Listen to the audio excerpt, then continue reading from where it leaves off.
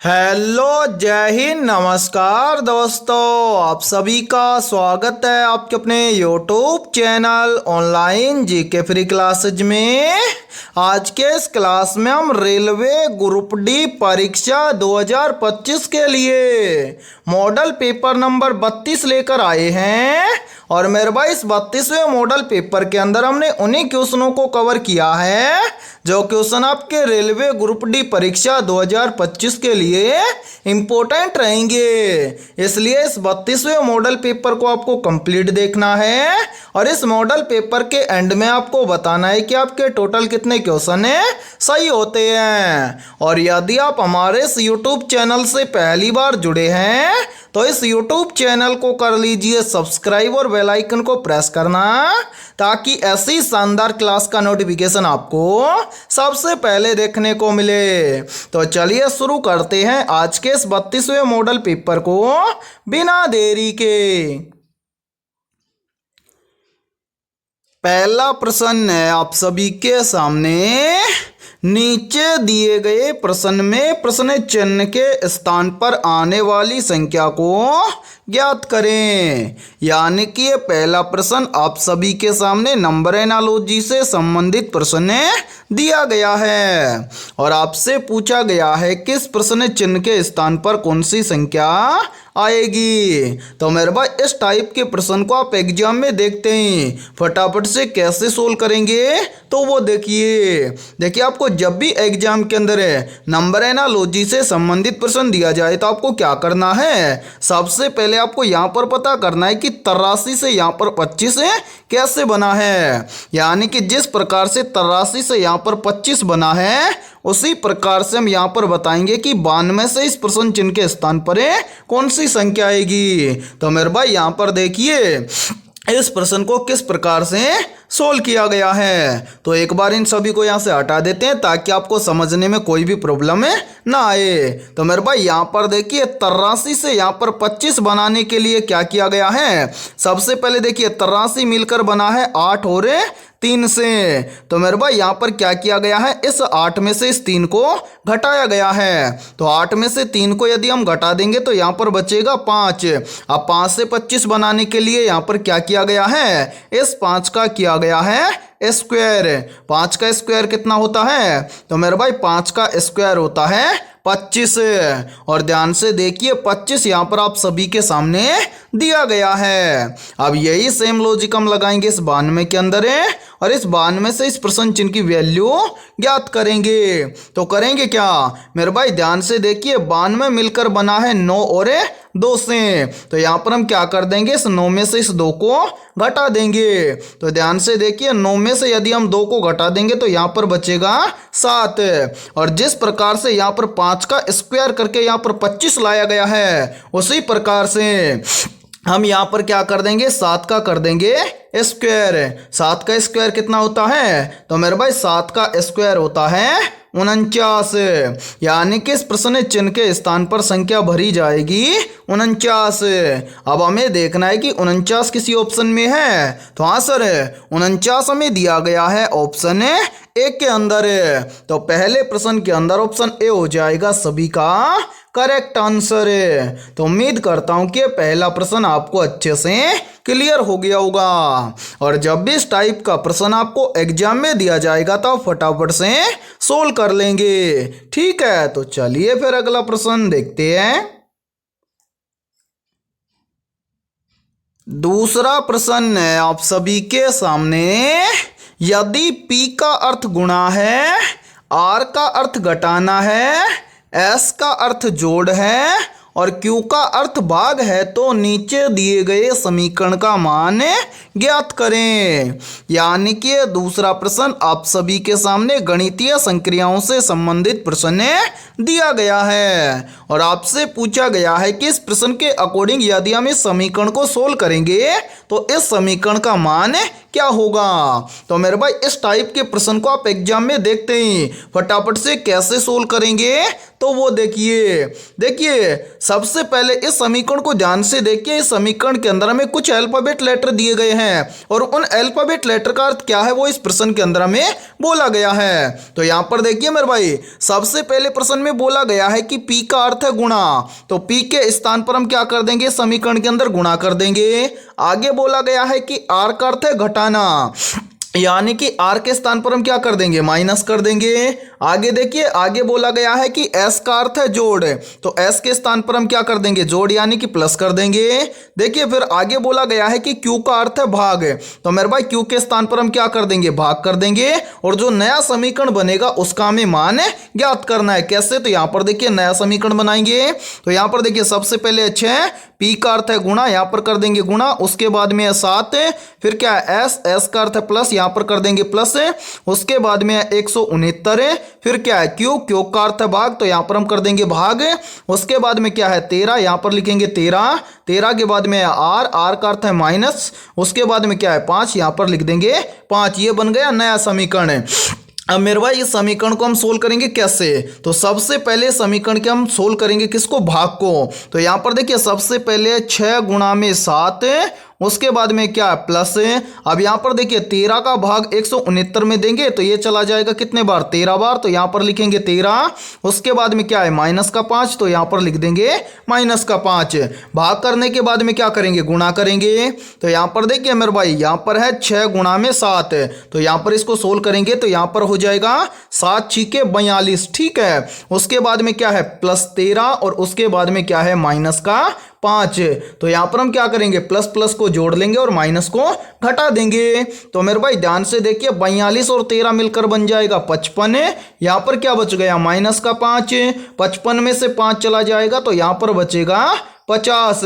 यानी कि इस प्रश्न के अकॉर्डिंग यदि हम इस समीकरण को सोल्व करेंगे तो इस समीकरण का मान आएगा 50।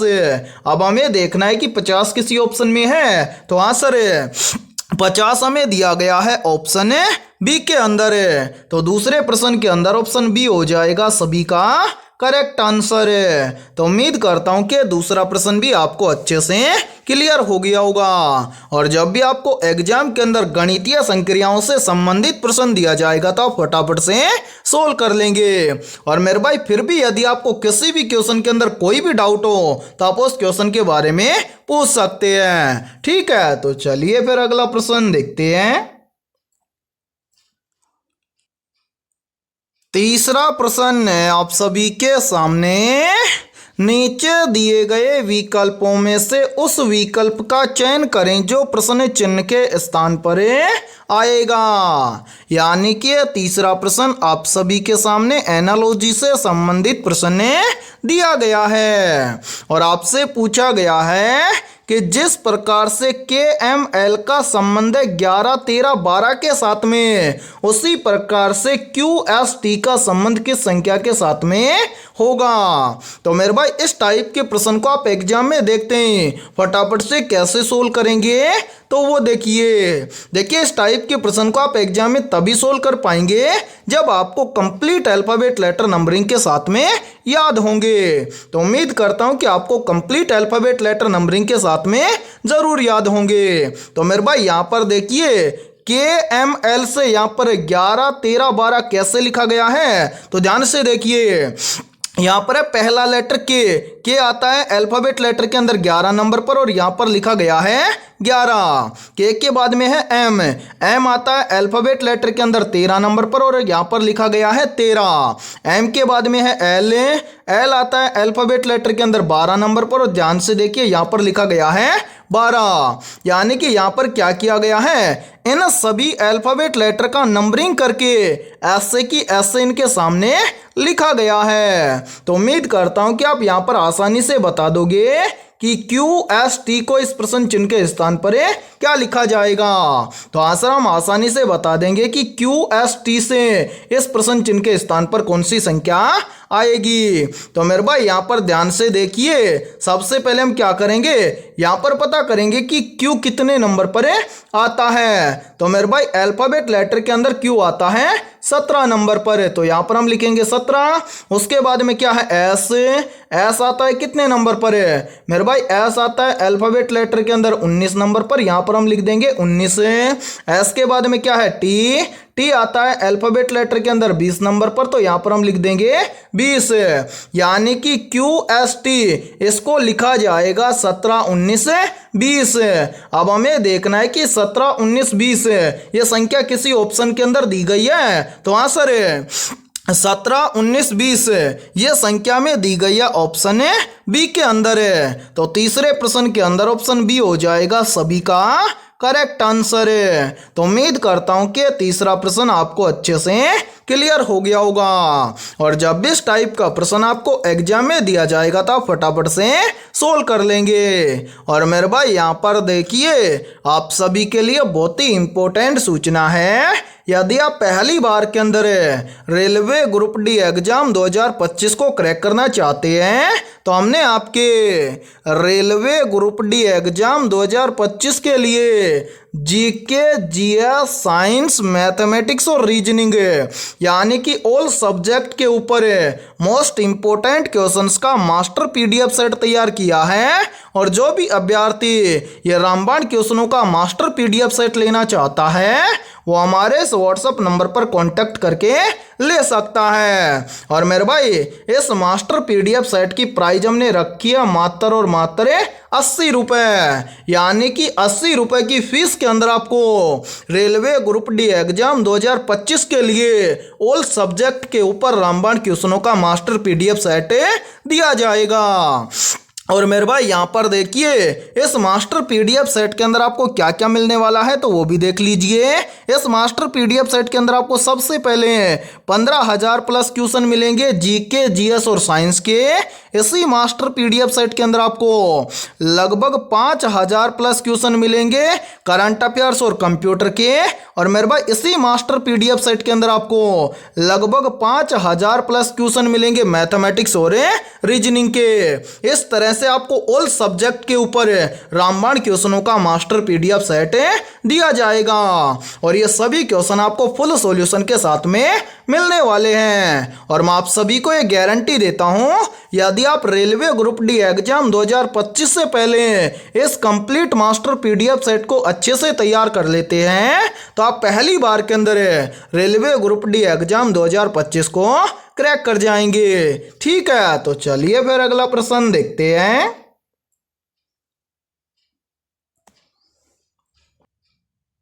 चौथा प्रश्न है आप सभी के सामने।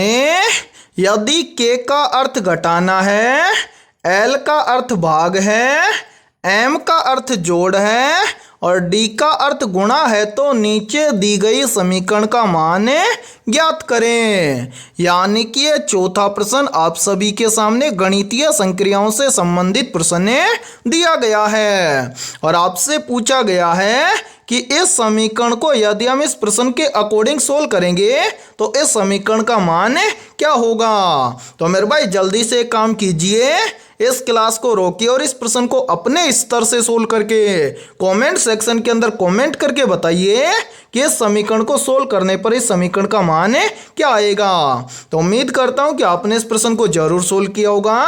तो आइए देखते हैं कि आपका आंसर क्या आया है। तो मेरे भाई इस समीकरण को हम कैसे सोल्व करेंगे तो वो देखिए, सबसे पहले प्रश्न में ध्यान से देखिए क्या बोला गया है। तो यहाँ पर देखिए प्रश्न में बोला गया है कि के का अर्थ है घटाना, यानी कि के स्थान पर हम क्या कर देंगे माइनस कर देंगे। उसके बाद में देखिए आगे बोला गया है कि एल का अर्थ है भाग, तो हम क्या करेंगे समीकरण के अंदर एल के स्थान पर कर देंगे भाग। उसके बाद में बोला गया है कि एम का अर्थ है जोड़, तो एम के स्थान पर हम क्या कर देंगे जोड़ यानी कि प्लस कर देंगे।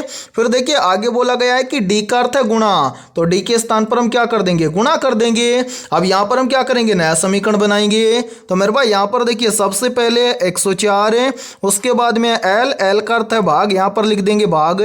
उसके बाद में 2, फिर है के का अर्थ है माइनस, यहाँ पर कर देंगे माइनस। फिर क्या है 25, यहाँ पर हम लिख देंगे 25। उसके बाद में क्या है एम, एम का अर्थ है जोड़, तो यहाँ पर हम कर देंगे प्लस।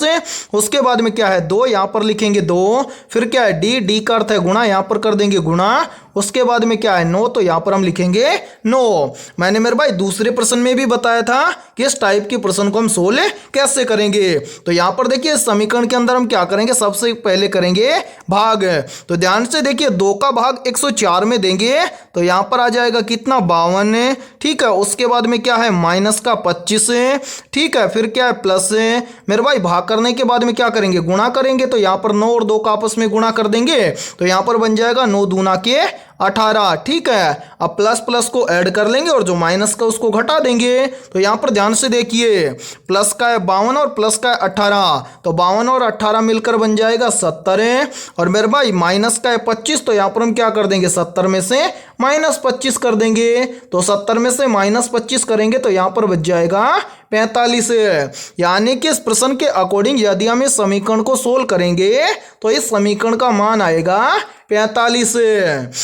अब हमें देखना है कि 45 किसी ऑप्शन में है, तो आंसर है 45 हमें दिया गया है ऑप्शन डी के अंदर है। तो चौथे प्रश्न के अंदर ऑप्शन डी हो जाएगा सभी का करेक्ट आंसर है। तो उम्मीद करता हूं कि चौथा प्रश्न भी आपको अच्छे से क्लियर हो गया होगा।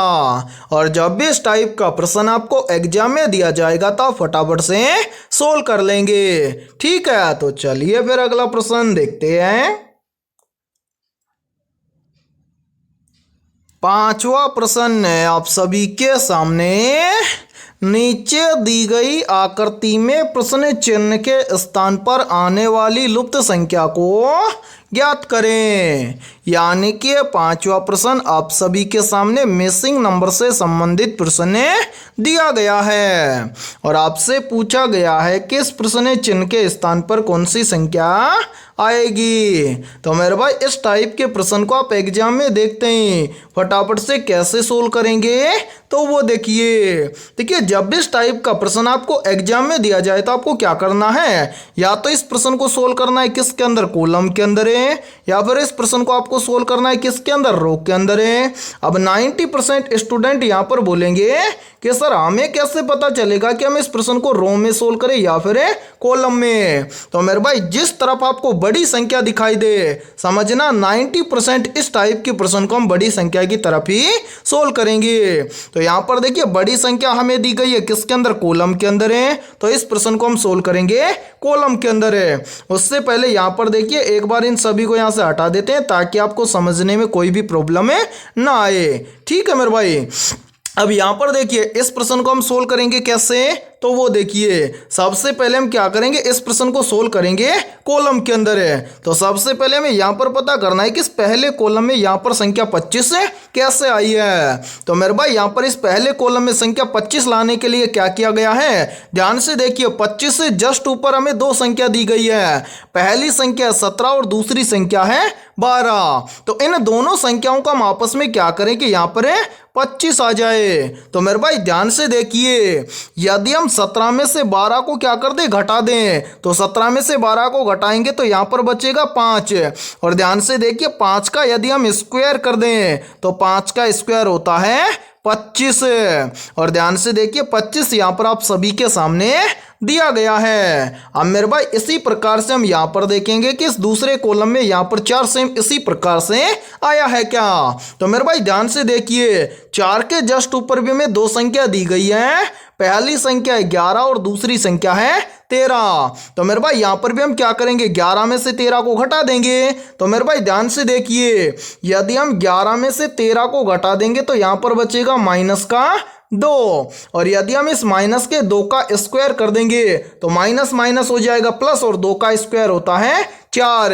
और ध्यान से देखिए 4 यहाँ पर आप सभी के सामने दिया गया है। तो उम्मीद करता हूं कि यहाँ पर आप आसानी से बता दोगे कि इस प्रश्न चिन्ह के स्थान पर कौन सी संख्या आएगी। तो मेरे भाई यहाँ पर देखिए इस प्रश्न चिन्ह के जस्ट ऊपर भी हमें 2 संख्या दी गई है, पहली संख्या 19 और दूसरी संख्या है 16। तो यहाँ पर भी हम क्या करेंगे, इस 19 में से इस 16 को घटा देंगे। तो मेरे भाई 19 में से 16 को घटाएंगे तो यहाँ पर बचेगा 3 और सभी का स्क्वायर किया गया है तो इस 3 का भी हम क्या कर देंगे, स्क्वायर कर देंगे। 3 का स्क्वायर कितना होता है, तो मेरे भाई 3 का स्क्वायर होता है 9, यानी कि इस प्रश्न चिन्ह के स्थान पर संख्या भरी जाएगी 9। अब हमें देखना है कि संख्या 9 किसी ऑप्शन में है, तो आंसर है संख्या 9 में दी गई ऑप्शन है ए के अंदर है। तो पांचवें प्रश्न के अंदर ऑप्शन ए हो जाएगा सभी का करेक्ट आंसर है। तो उम्मीद करता हूं कि ये पांचवा प्रश्न भी आपको अच्छे से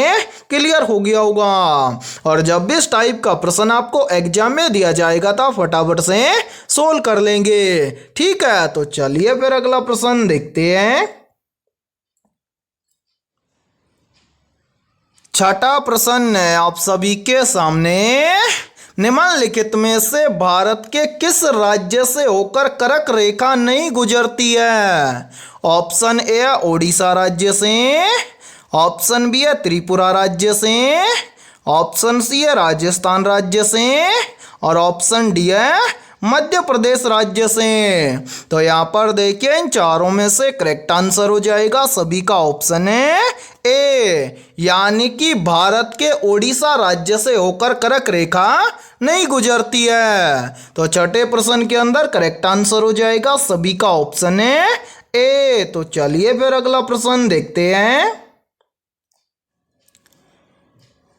सातवां प्रश्न है आप सभी के सामने, भीमबेटका पुरापाषाण काल का एक प्रसिद्ध स्थल भारत के किस राज्य में स्थित है।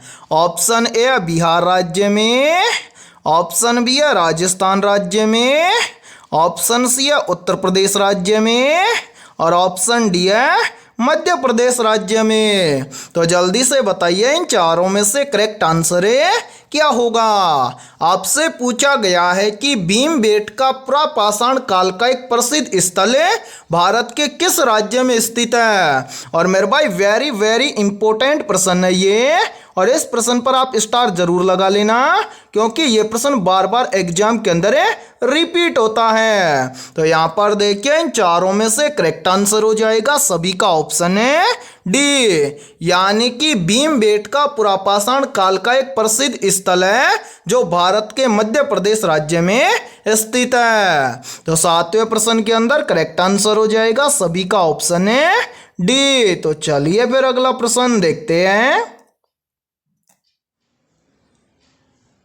आठवां प्रश्न है आप सभी के सामने, भारतीय संविधान के किस अनुच्छेद के अंतर्गत राष्ट्रपति को लोकसभा भंग करने का अधिकार है।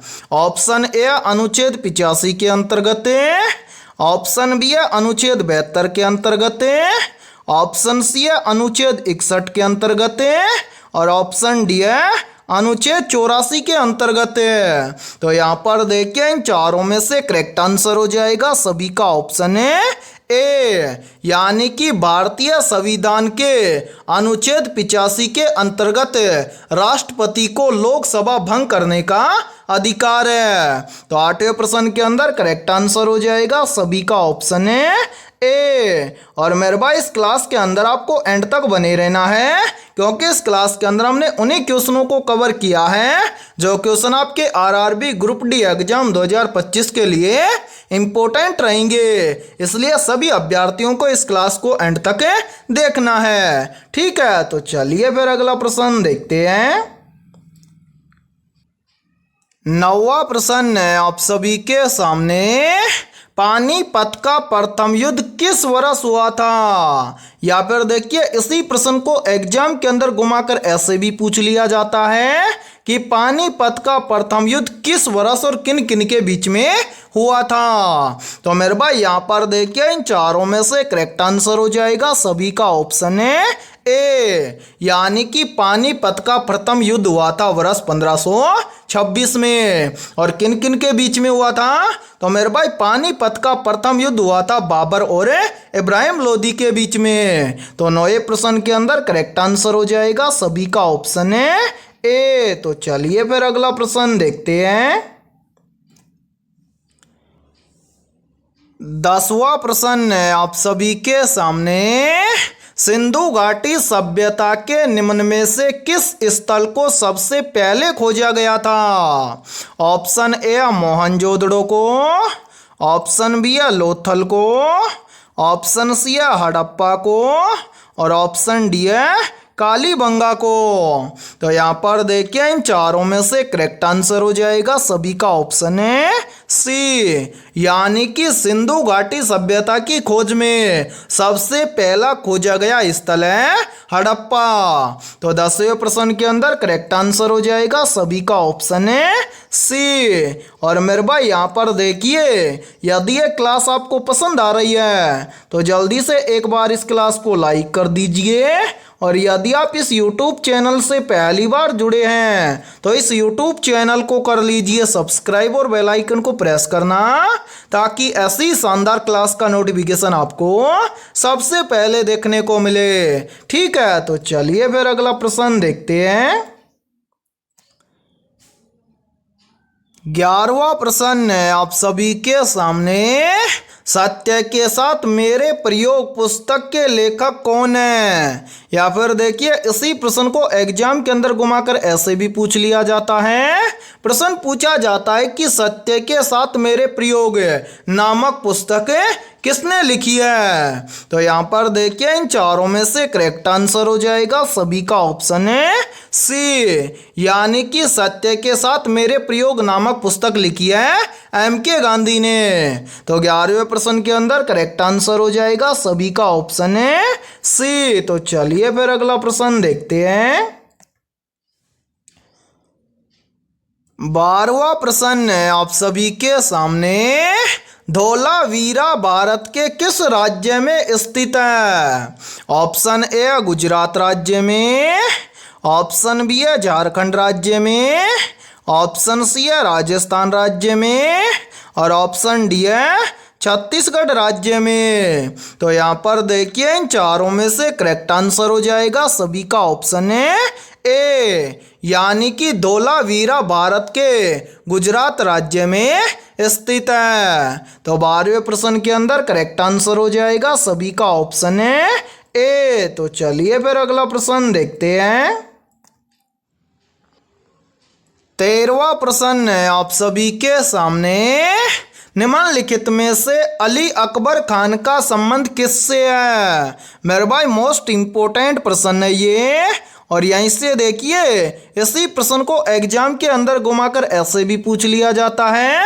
प्रश्न पूछा जाता है कि अली अकबर खान का संबंध किस वाद्य यंत्र से है? तो यहाँ पर देखिए इन चारों में से करेक्ट आंसर हो जाएगा सभी का ऑप्शन है बी, यानी कि अली अकबर खान का संबंध है सरोद से। तो 13वें प्रश्न के अंदर करेक्ट आंसर हो जाएगा सभी का ऑप्शन है बी। तो चलिए फिर अगला प्रश्न देखते हैं। 14वां प्रश्न है आप सभी के सामने। विश्व डाक दिवस कब मनाया जाता है? ऑप्शन ए 4 अप्रैल को, ऑप्शन बी है 15 मई को, ऑप्शन सी है 20 सितंबर को और ऑप्शन डी है 9 अक्टूबर को। तो यहाँ पर देखिए इन चारों में से करेक्ट आंसर हो जाएगा सभी का ऑप्शन है डी, यानी कि प्रत्येक वर्ष विश्व डाक दिवस मनाया जाता है 9 अक्टूबर को। तो 14वें प्रश्न के अंदर करेक्ट आंसर हो जाएगा सभी का ऑप्शन है डी। तो चलिए फिर अगला प्रश्न देखते हैं। 15वां प्रश्न है आप सभी के सामने। संघ लोकसभा आयोग के सदस्य किसके द्वारा नियुक्त किए जाते हैं? ऑप्शन ए राष्ट्रपति के द्वारा, ऑप्शन बी है प्रधानमंत्री के द्वारा, ऑप्शन सी है लोकसभा अध्यक्ष के द्वारा और ऑप्शन डी है उपराष्ट्रपति के द्वारा। तो यहाँ पर देखिए इन चारों में से करेक्ट आंसर हो जाएगा सभी का ऑप्शन है ए, यानी कि संघ लोकसभा आयोग के सदस्य राष्ट्रपति के द्वारा नियुक्त किए जाते हैं। तो 15वें प्रश्न के अंदर करेक्ट आंसर हो जाएगा सभी का ऑप्शन है ए। तो चलिए फिर अगला प्रश्न देखते हैं। 16वां प्रश्न है आप सभी के सामने।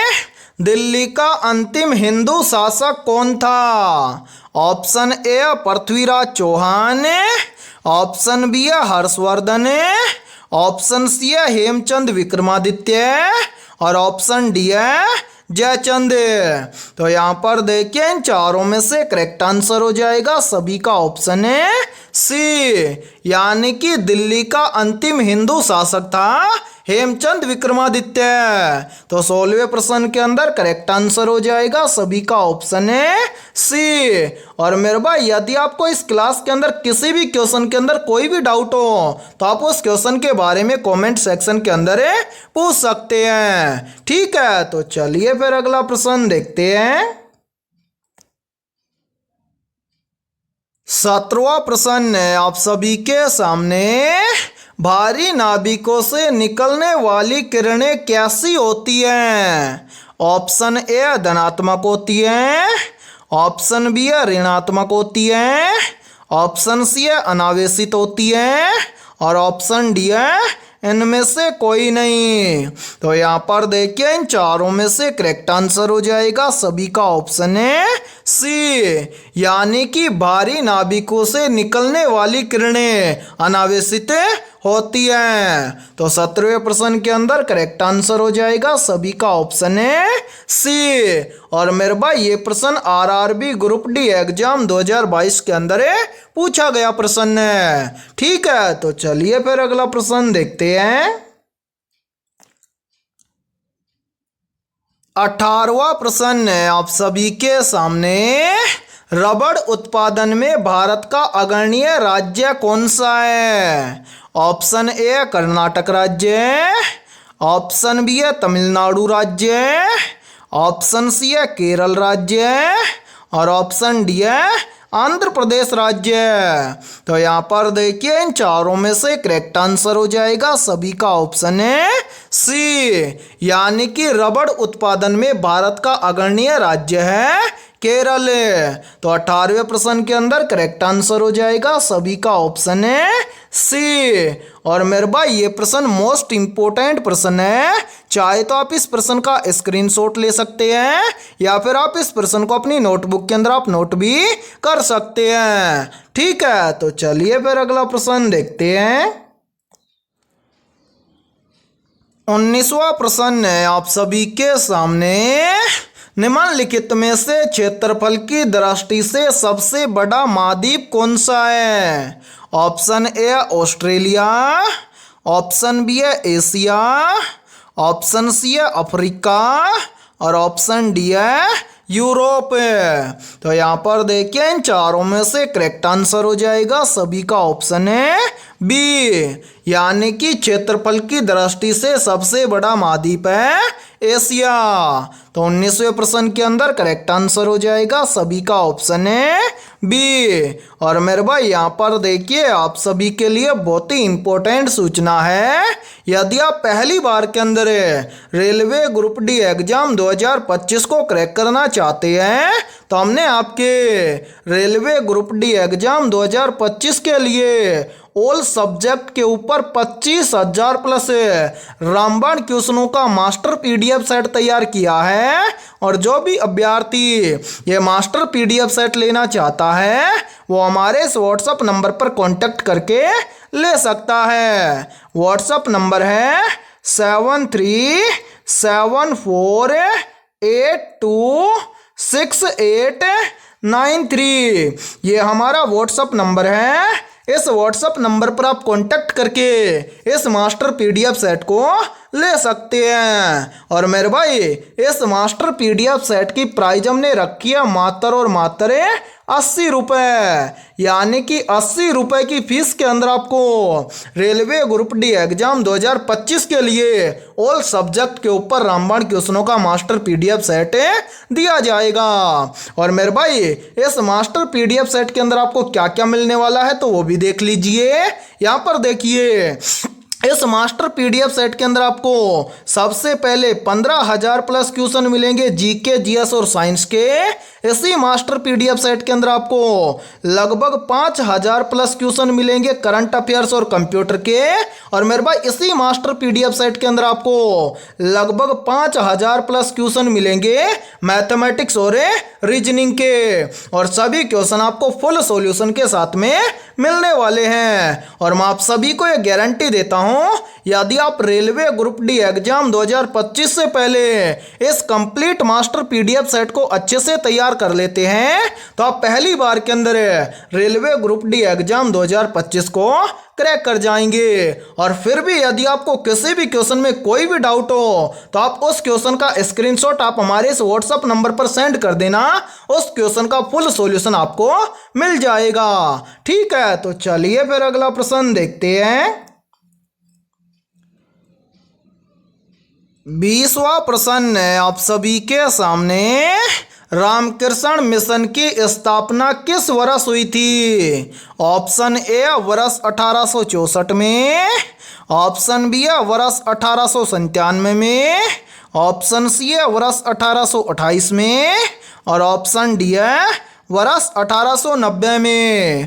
तो यहाँ पर देखिए इन चारों में से करेक्ट आंसर हो जाएगा सभी का ऑप्शन है बी, यानी कि रामकृष्ण मिशन की स्थापना हुई थी वर्ष 1897 में। तो 20वें प्रश्न के अंदर करेक्ट आंसर हो जाएगा सभी का ऑप्शन है बी। तो मेरे भाई आज के इस क्लास के अंदर इतना ही। यदि ये क्लास आपको पसंद आई है तो जल्दी से एक बार इस क्लास को लाइक कर दीजिए।